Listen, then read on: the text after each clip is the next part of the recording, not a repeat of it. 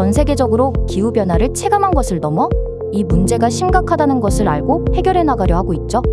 2050년까지 유럽은 탄소 중립 대륙을 목표로 기후법안을 마련했습니다.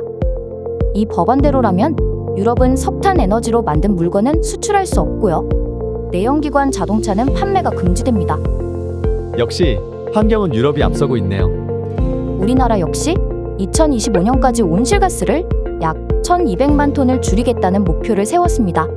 미국 역시 2030년까지 온실가스를 절반 줄이고 화석 에너지를 청정 바이오 에너지로 급속도로 교체하고 있어요. 이렇게 여러 나라들이 힘써서 어떻게든 온실가스를 줄여보려는 것은 이유가 있습니다. 바로 기후 변화에 대한 위기감을 느꼈기 때문이죠. 이제 수많은 유형의 재난이 우리를 덮치고 있습니다. 앞으로 재해는 더 세질 거고 재난은 강해지거나 더 많아질 겁니다. 그럼 사회복지사는 여기에 어떤 역할을 생각해야 할까요?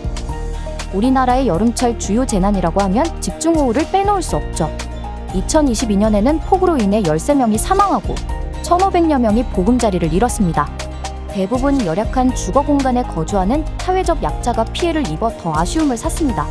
미국 역시 2005년 허리케인 카트리나가 상륙했을 때 사망자와 재산 피해 중 대부분이 빈곤층이 피해를 입었습니다. 투발루, 몰디브, 키리바시는 해수면 상승으로 나라 전체가 점점 잠기고 있어요. 유엔은 이들을 기후난민으로 인정하기도 했습니다. 이처럼 기후위기는 사회적 약자를 더 취약하게 만들고 어느 순간에 난민과 같은 약자로 변하게 만듭니다. 여기서 사회복지는 주력해야 할 일이 분명 있습니다. 재해가 발생한 뒤 이를 수습하는 사후 회복 과정에서의 역할이 더 중요해질 것입니다. 슈퍼태풍 샌디가 지나간 후 6개월간 생존자의 14% 이상이 외상 후 스트레스 장애 양성 판정, 6%는 우울증 기준치를 충족했습니다.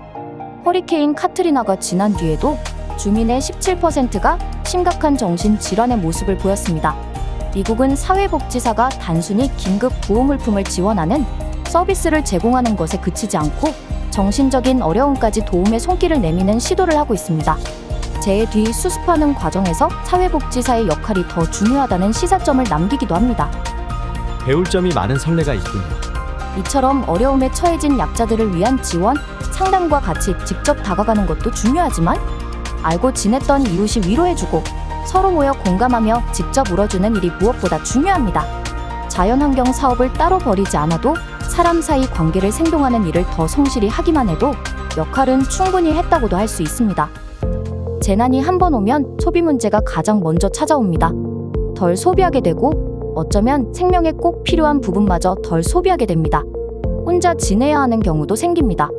본인의 생계조차 감당하지 못하는 경우가 다반사죠. 그렇다 보면 우울해지고 괴로워지고 스트레스는 더 쌓이다 보니 자연스럽게 정신적 질환도 생기게 됩니다. 고립되는 것이죠.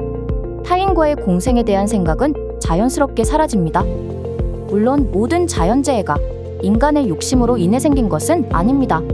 하지만 인간의 끝없는 욕구를 채우다 자연재해가 더 커지고 유형이 많아진 것은 인정해야 할 것 같습니다.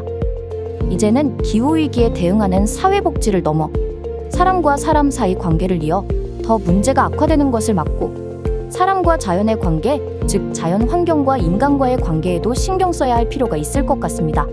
두 사람이 서로 사랑하면 서로를 위해 배려하듯이 두세 사람이 모이면 공동체가 되고 건강한 관계를 위해 노력하듯이 자연 환경을 사람과 생동하는 일이라 생각하고 더욱 성실하게 이뤄간다면 더 고차원적으로 기후위기 문제에 접근하고 개선할 수 있지 않을까 싶습니다.